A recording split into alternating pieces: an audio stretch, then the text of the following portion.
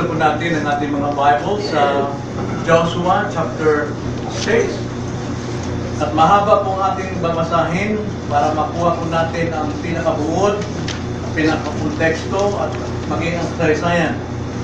At pakinggan po natin ang lahat po ng sinasaad ng mga talatang ito mula sa verse 1 hanggang 27. Ito po ay napakagandang larawan ng conversion. Now, bago tayo manalangin, nais kong ipaliwanag sa inyo kailan po nangyayari ang conversion. Ang unang conversion, ito'y gawa lamang ng Diyos. Sa kanyang effectual calling, tinatawag niya ang makasalanan at kanya itong ipinanganak na muli. Yan po yung gawang conversion ng Panginoon sa isang makasalanan.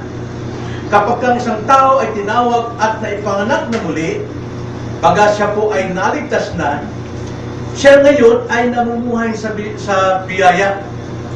At dahil siya po ay namumuhay sa biyaya, kaya niya nang pagtagumpayan, sakupin ang kanyang remaining sin.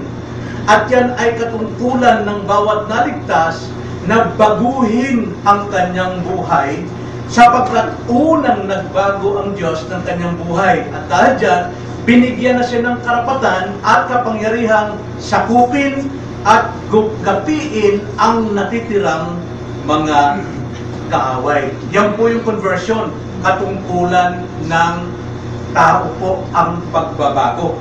Pero ang pinagmulan ay ang Diyos. Sa conversion po, mayroong dalawang itong kaloob ang Diyos na hindi maaaring magkahiwalay. Kapag ang isa ay nawala, patay yung kabila. At kapag yung isa ay tumigil, patay din yung kabila. At ang dalawang ito ay kaloob sa mga Kristiyano na o sa naligtas para maisagawa nila ang conversion o pagbabago ng kanilang buhay. Acts chapter 20, verse 21, ganito po ang sabi ni Pablo. Kung ating babasahin po yung verse 20, ang sabi ni Pablo, "Hindi ko ipinagkait na ipahayag sa inyo ang anumang bagay na kapakipakinabang at hayag na nagtuturo sa inyo at sa bahay-bahay na nagpapatotoo sa mga Hudyo at gayon din sa mga Grego tungkol sa pagsisisi tungo sa Diyos at pananampalataya sa ating Panginoong Jesucristo." Faith and repentance, hindi po pwedeng maghiwalayan. Kasama po ang kaloob ng Diyos yan nang ikaw ay naligtas.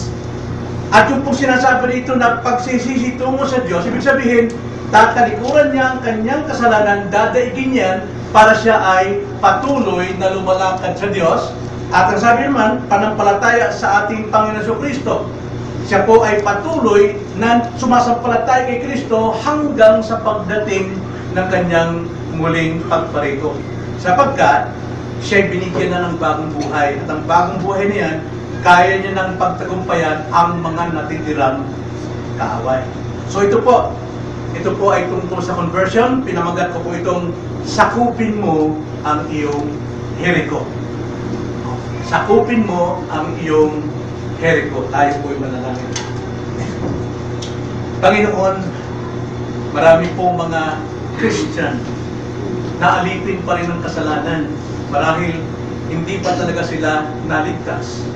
O di ka naman, wala po silang kamalay-malay kung ano po yung kanilang kakayanan sa biyaya ng Diyos sa kanilang kaligtasan. Turuan niyo po kami ngayon at ipahayag sa pamamagitan ng mga katotohanan ng inyong mga salita.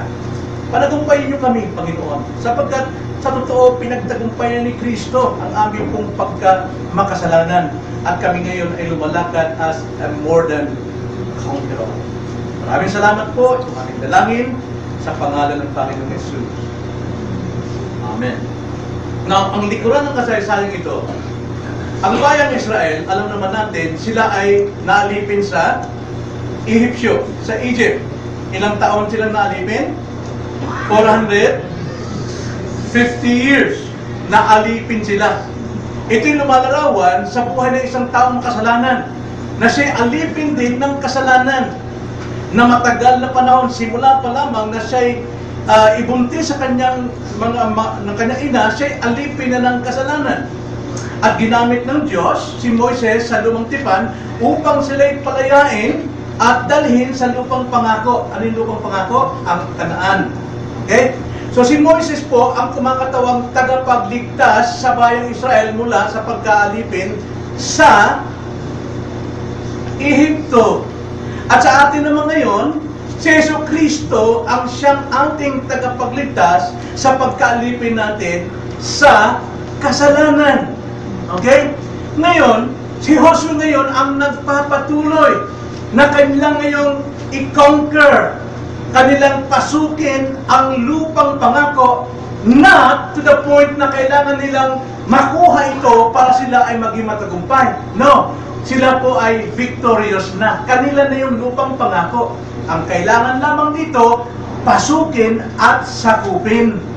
Ganon din ang Kristiyano, once na ikaw ay naligtas na, ng totoong kaligtasan, hindi ka gagawa ng anumang gawa o ng kautusan para maligtas, kundi gagawin mo ang pagbabago sapagkat kaya mo nang gawin ang pagbabago dahil kay malaya na sa pagkaalipin at sumpa ng kasalanan. Okay? So tayo ngayon ay nasa proseso ng conversion hanggang sa pagdating ng Panginoon. Ngayon, ito pong pangyayari ito ni Joshua, siya yung lumalarawan kay Kristo ngayon na kasama noong mga nakalaya na sa lumang tipan. Siya ngayon sa atin, siya namumuhay kasama natin. Galatians chapter 4 verse 6, tayo naging anak ng Diyos at isinugo niya ang kanyang espiritu ng kanyang anak na si Kristo upang manahan sa atin. So we are now living bilang isang conqueror kasama si Kristo. Meron tayong kapangyarihan dito. At ito ngayon ang larawan ni Joshua. Now, bago nila mapasok ang Kanaan, yung lupang pangako, hindi ito heaven kasi maraming hirap kundi yung ating maturity, yung pagiging holy natin, without blame. Okay? Bago nila mapasok, kailangan mo nilang pagtagumpayan ang Jericho. Ang Jericho. Now, ang Jericho po, talunan na yan. Okay? Talunan na yan kasi binigay na ng Panginoon. Kaya nga lamang, kailangan kumilos ang bayang Israel upang ito ay ibagsak. Pero hindi sa kanilang kapangyarihan, kundi sa kapangyarihan ng Diyos. Ang kailangan lamang nila ay to obey. Sumunod lamang sila. Kaya ngayon, sa kanilang pagpasok po sa bayan ng Kanaan, sa lupang pangako mula kay Abraham, Isaac at Jacob, kanila na ito, di ba? Pero kailangan pa nilang i-conquer. Kailangan pa nilang sakupin ito. Hindi para maligtas, kundi namumuhay sa kaligtasan, pero kailangan pagtagumpayan ang mga natitirang laway. Dito ngayon, masusubok ang kanilang pananampalataya. Bilang Kristiyano, mga kapatid, kung ikay totoong mananampalataya, diyan ngayon makikita kung totoo ang iyong pananampalataya, kung namumuhay ka bilang isang tao ng Diyos. Kung ikay bagsak ng bagsak, lipat ng lipat, kung saan-saan, mga kapatid, questionable ang iyong faith. Sapagkat hindi ka binigyan ng faith ng Panginoon talunan. You are victorious already. More than conqueror. All you have to do is to move forward. Kailangan tayong lumakad. Ngayon, ito ang nais ng Diyos sa atin na tayong mga iligtas ni Kristo dahil sa ating pananampalataya, mamuhay tayo ngayon sa pananampalataya at pagsisisi. Hindi pwede maghiwalay yun. Repentance unto life and faith, saving faith. Ikay ligtas na, taglay mong saving faith, so continue ka believing Christ. At ikaw naman ay binigyan din ng repentance unto life, continue, repent to your sin. Yun lamang ang paraan para ating magupo yung ating remaining sin. Harapin ito. So ngayon, ito ngayon ang dahilan upang tayo po ay mamuhay bilang Kristiyano, kung tawagin niyan is conversion. Nakakalungkot po, maraming Kristiyano hindi pa makapanagumpay sa kanilang bisyo. Hindi pa makapanagumpay kung sa kanilang mga kasalanan, maliit na kasalanan. Kasi sabi nila, hindi ko makalisin yan Kaso lang, nananangan ka sa iyong sarili, hindi ka nananangan kung talagang Kristiyano ka, na si Kristo kasama mo. At talunan na yan. Kailangan lamang, trabahuin yan. Tayo naligtas, no? Binigyan tayo lahat ng Diyos ng ating kakayanan, lahat ng ating kaparaanan para tayo magtagumpay sa bulok na sanlibutan nito. 1 Peter chapter 3, 2 Peter chapter 1 verse 3. Ganito po ang pagkakasabi sa mga Kristiyano. Context dito, sila po ay mga pinag-uusig na para ba sila yung talunan. Gusto lang sumuko, pero pinalakas sila ni Pedro, huwag kayo sumuko. Hindi kayo talunan. All you have to do is forward. Bakit po? Kaya nyo harapin anumang kasalanan o remaining sin o Jericho sa buhay ninyo. Tinasabi sa verse 3. Ipinagkaloob sa atin ng kanyang banal na kapangyarihan ang lahat ng mga bagay na kailangan sa buhay at pagiging makadiyos. Sa pamamagitan ng pagkakilala sa Kanya na tumawag sa atin sa Kanyang sariling kalulatihan at kabutihan. Binigay na sa atin ang lahat ng kailangan natin para tayo mag-overcome sa lahat po ng ating kaaway. Hindi kulang ang Diyos.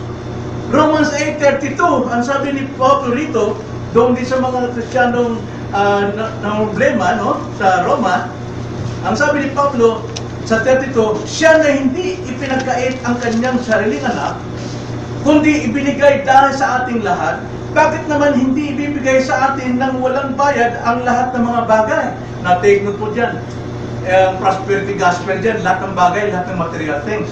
It's not talking about material things. Bagamat kasama yon, bilang ikay pinagpala, ay mayroon talagang pagpapalang material. Pero ang tinatawag dyan, lahat ng bagay, lahat ng spiritual things na kailangan natin upang lumago.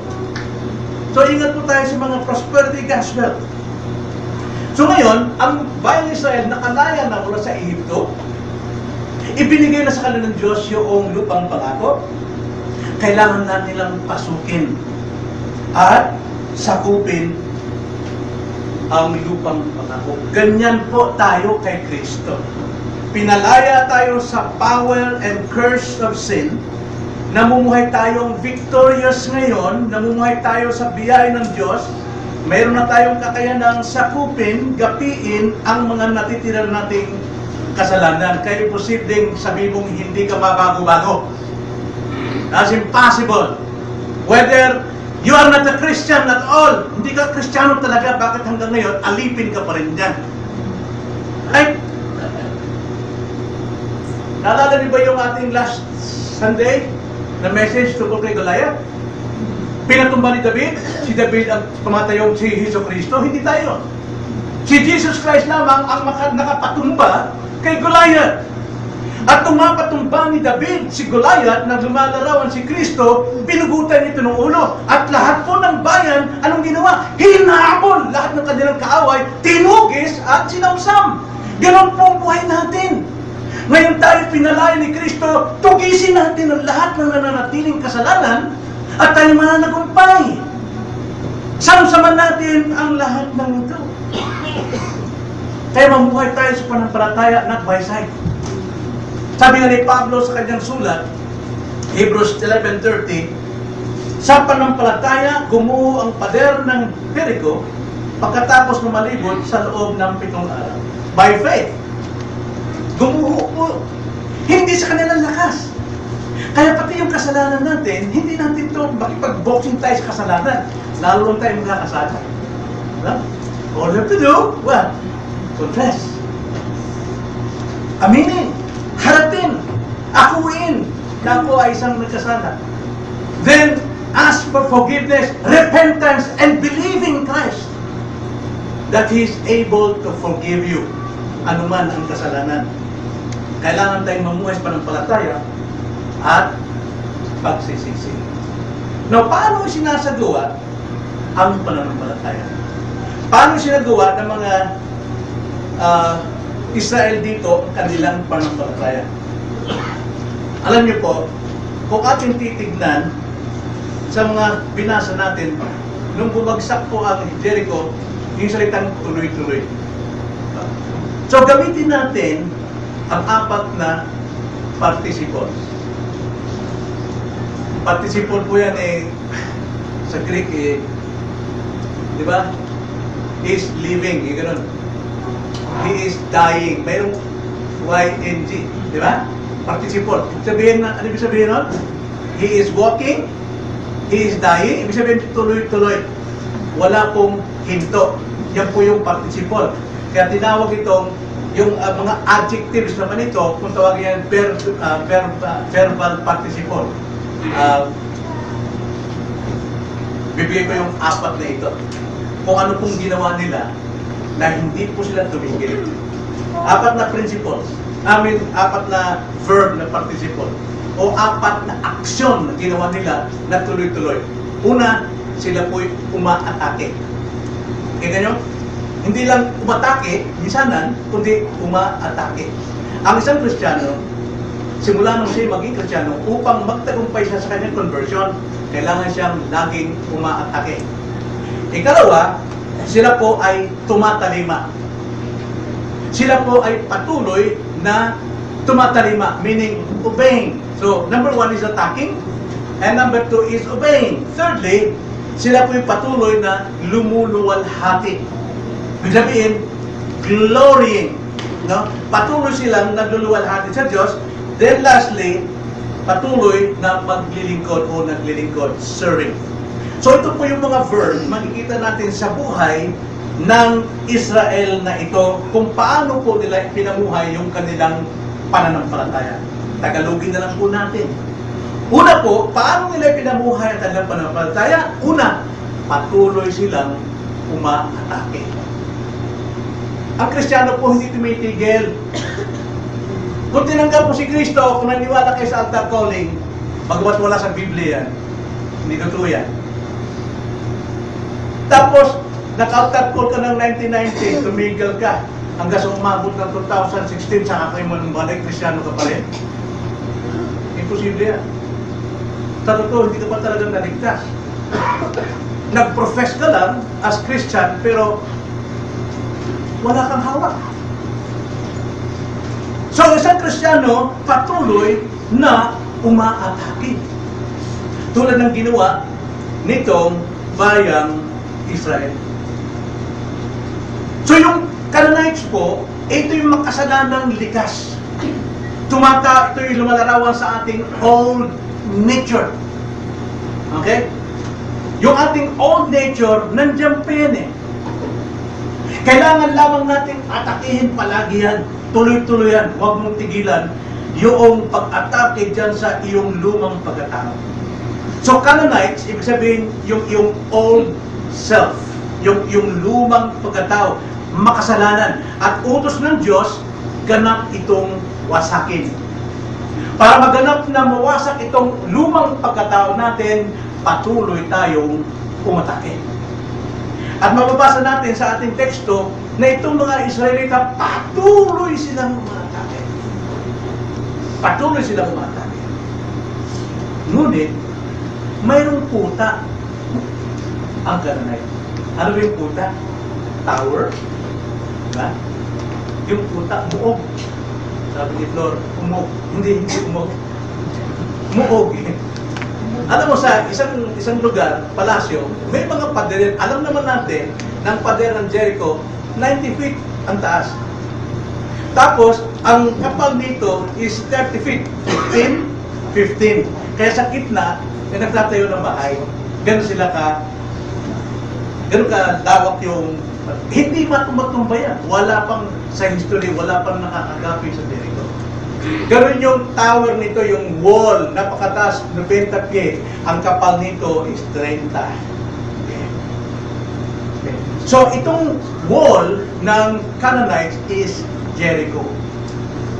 Ang wall po naman natin, no? Ang ating kota sa ating lumang pagkatao, tinalakay natin kanina.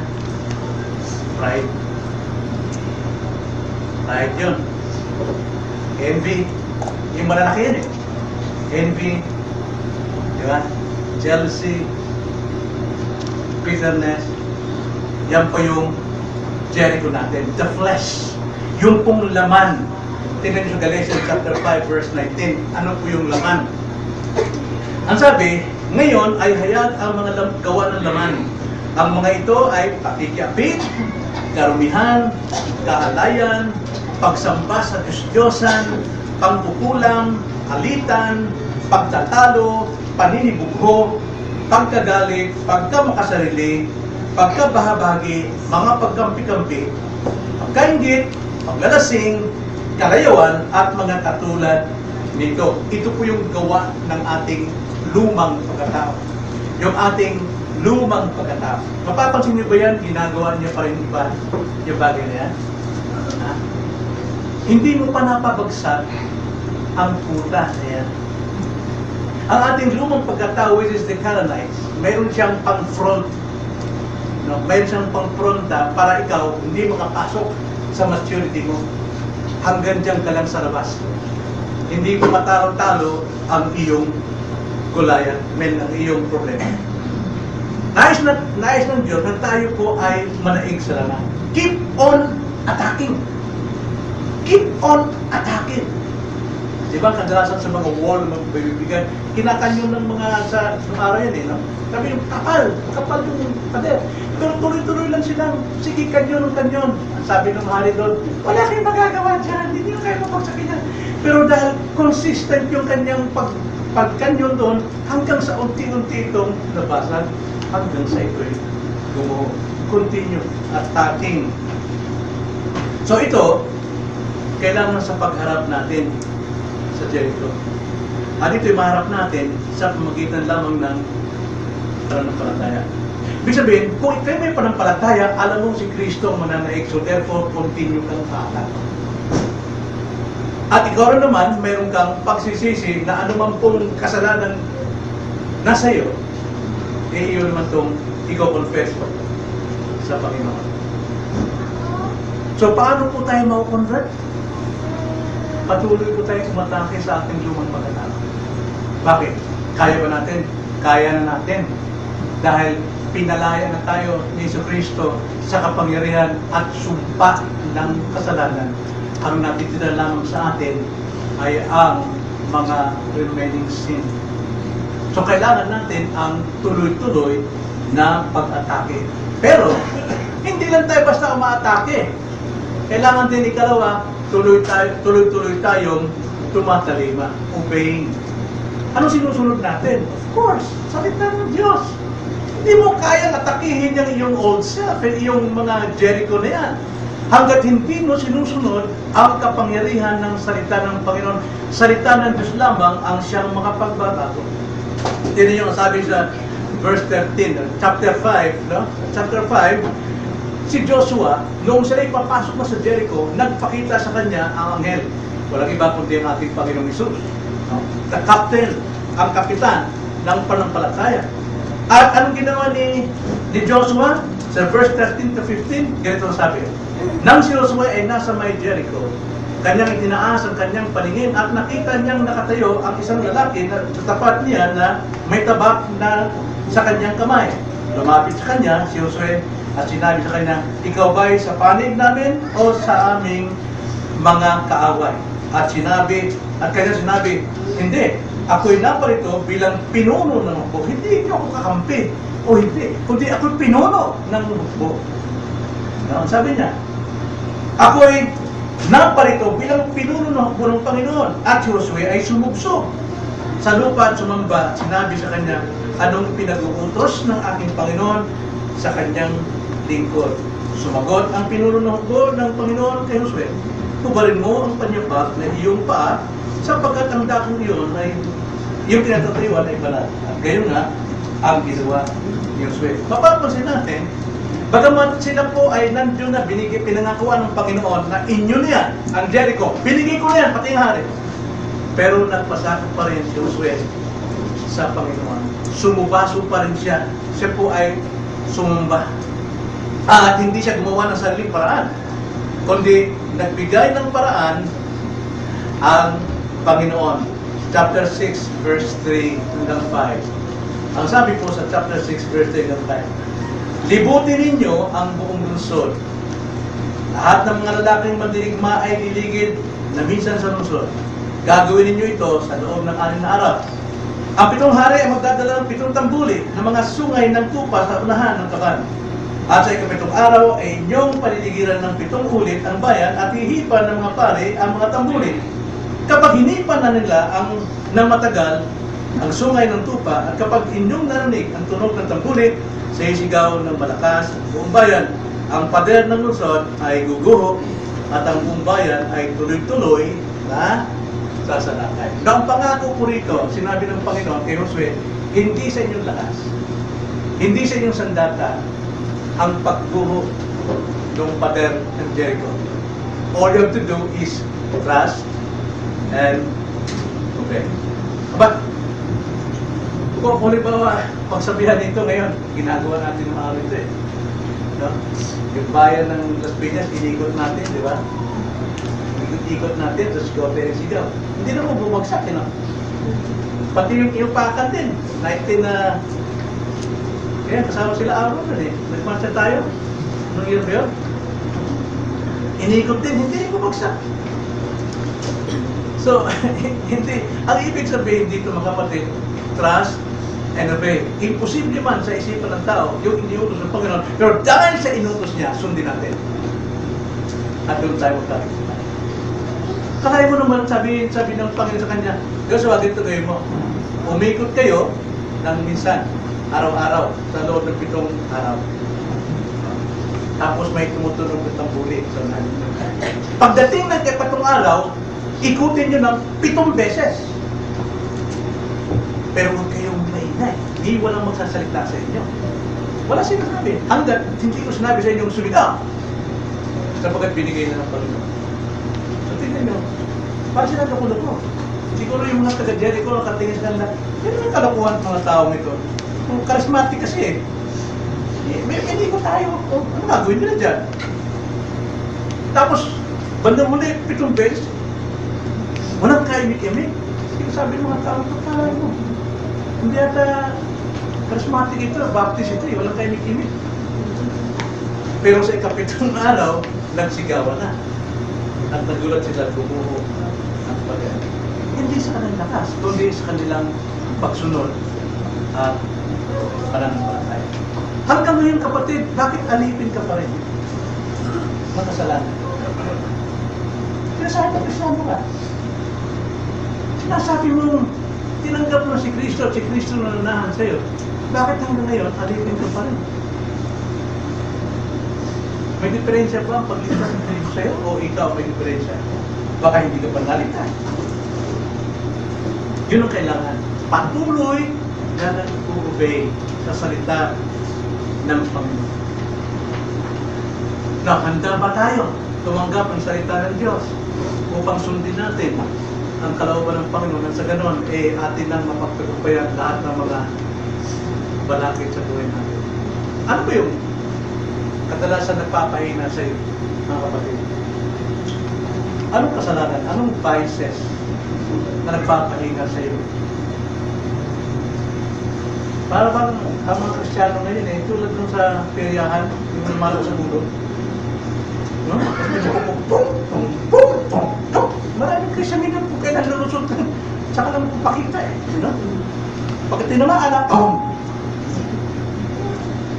bakit? Anong problema? Sabi po rito, patuloy kang sumunod para ma-convert mo ang buhay. Ikatlo, sa iyong pagsunod, sa iyong patuloy na pag-atake at patuloy na pagtalima, patuloy ka namang magbigay luwalhati sa Diyos. Glory. Hindi nyo sabi sa Joshua 6:20-21. Kahit sumigaw ang bayan at hinipa ng mga tambuli, nang marinig ng bayan ang tunog ng tambuli, ang bayan ay sumigaw ng napakalakas. Ang pader ay gumuho, kahit ang bayan ay lumusog sa lungsod. Ang bawat lalaki ay tuloy-tuloy na pumasok at kanilang sinako ang lungsod. So sila po'y nagsigawan, purihin ang Panginoon. Sila po ay tuloy-tuloy na pumasok upang manakop, lubusang pinuksa ng kanilang tabak ang kaaway. Kailangan po natin ang pagbibigay luwalhati sa ating Panginoon. Verse 24. At kanilang sinunog ng apoy ang lungsod at ang lahat na naroon tanging ang pilak at ginto, mga sisidlang tanso at bakal ang kanilang ipinasok sa kabangyaman sa bahay ng Panginoon. Now, makikita natin dito, si Joshua, mayroon siyang itinangka na huwag niyong gagalawin. Yung itinalaga, kinurse ng Panginoon. Ano mang bagay sa Kanaan na kinurse ng Panginoon, huwag kayong kukuha niyan. Tanging yung mga pilak at ginto na itinalaga ng Diyos para sa bayan, ang siya ninyong kunin. Sino ngayon kumuha doon sa mga sinong pang bagay? Nalala nyo? Si Egan. Si Akan. Ha? Ano po nangyari sa kanya? Sa kwento nito. Namatay siya, di ba? Hindi lang siya, pati pamilya niya. Bakit? Nagsinungaling pa siya. Sabi niya, natukso lang siya. Pero sinadya na, kasi yung kanyang kinuha mga ginto at mga balabal, mismo sa loob ng tolda nila, doon tinanim sa gitna. Nakita ng mga anak, nakita ng asawa, nakita ng mga lola. Pero tahimik sila. Dahil, bakit? Breadwinner si tatay. Kahit mali na yung trabaho, kahit labas na sa kalooban ng Diyos, breadwinner. Kaya nangyari po, nung katulad sila ng Panginoon, walang natira pati mga anak niya, Diyos. Walang natira. Anong tinutukoy ito? Patuloy nating luwalhatiin ang Diyos sa mga bagay na para sa Kanya. May mga bagay para sa Diyos. Yun ang ating pagkaloob sa Diyos. May mga bagay na itinalaga ng Diyos sa paghahatol, huwag nating gawin mo. Ano yung mga bagay na itinalaga sa paghahatol? Alam naman natin gawa ng laman. Lahat po ng mga fleshly lust. Then, lastly, nakita natin paano pinamuhay ng Israel ang kanilang faith, patuloy na matake, patuloy na tumalima, patuloy na lumuluwalhati, at patuloy na naglilingkod. Naglilingkod sila. Tingnan nyo, paano naglingkod itong bayan ito? Meron silang pangako kay Rahab. Si Rahab ay isang prostitute. Siya ay nakatirang bahay doon sa gitna ng dalawang pader. Diba? Ngayon, pagka may umaakyat doon, at yung mga tao sa ibaba, nakitang doon kay Rahab, hindi nila pinapansin. Kasi nga, si Rahab ay bayaran. Prostitute. Pero, noong umakyat yung dalawang spy, nagduda ito mga taga-Jericho, bakit na tinanggap ang mga dayong yun. Pero tinago ni Rahab, bakit po? Dahil si Rahab, balita niya na kung ano, kung gaano kadakilang Diyos ng pagtawid pa lamang nila sa dagat ng Sin, sa dagat pula, sa kanilang paglalakbay sa disyerto, at pati yung paghati ng ilog sa Jordan, no? Patungo sa Jericho. Nabalitaan ito ni Rahab, kaya ang kanyang pananampalataya sa Diyos talagang matibay. Kanyang pinagtanggol yung mga spy. At dahil dyan, nangako yung spy na ililigtas ka pagdating ng araw na ito ay sasakupin ng Diyos. Kaya sa chapter 2, itong sinabi, verse 14, at sinabi ng mga lalaki sa kanya, ang aming buhay ay sa iyo kung hindi ninyo ihahayag itong aming pakay. Kapag binigay sa amin ng Panginoon ang lupain, kami ay magmamagandang loob at magiging tapat sa inyo. Verse 19, sabi sa 19, kung may sino mang lumabas sa mga lansangan mula sa pintuan ng iyong bahay, sila ang mananagot sa sarili nilang kamatayan. At kami ay magiging walang kasalanan. Ngunit kung may magbuhat ng kamay sa sino mang kasama mo sa bahay, kami ang mananagot sa kanyang kamatayan. Napakaganda po ng pangako ng mga lingkod ng Diyos nito. Dahil sa isang mananampalataya, puprotektahan ka, pati ang iyong sambayan. Maliban lang, kung sila po ay lalabas ng bahay, silang mananagot ng kanilang buhay. Kaya si Rahab naman, siya naman ay isang magandang leader din. Bagamat siya ay isang prostitute, pero napaniwala niya ang kanyang mga magulang, kanyang kamag-anakan, kanyang mga anak, na manatili kahit nakita nilang hira na at gumuho ng pader, hindi sila malis dahil sa kanyang pananampalataya. So ano pong pangako? Ang pangako roon, kapatid, sa paglilingkod, itong mga Israel, nagmamagandang loob at tapat sila sa kanilang pangako. Yun din ang buhay natin. Kailangan din tayo maging tapat sa ating mga pangako. At tayo din ay nagpapakita ng magandang loob sa iba. Hindi natin hinahatulan, kundi maging tapat tayo bilang mga pinangakuan ng Diyos. At sila pinangakuan na sila ipagtanggol. At naproteksyonan nga itong si Rahab, di ba? Chapter 6, verse 25. Ang sabi, ngunit sa Rahab na upahang babae, ang sambahay ng kanyang ama at ang lahat niyang ari-arian ay niligtas ni Josue. Siya'y nanirahan kasama ng Israel hanggang sa araw nito, sapagkat kanyang kinubli ang mga sugo na pinadala ni Josue upang maligtig sa Jericho. Ang tanong ko mga kapatid, bilang Kristiyano na ngayon, anong responsibilidad ng Diyos na tinanggap mo? Isa lang natin pong tinanggap, mga kapatid. Matthew 28, verse 18 to 20. Great Commission. Katungkulan natin ibahagi ang mabuting balita kay Kristo. Katungkulan natin bigyan ng pag-asa yung mga taong walang pag-asa.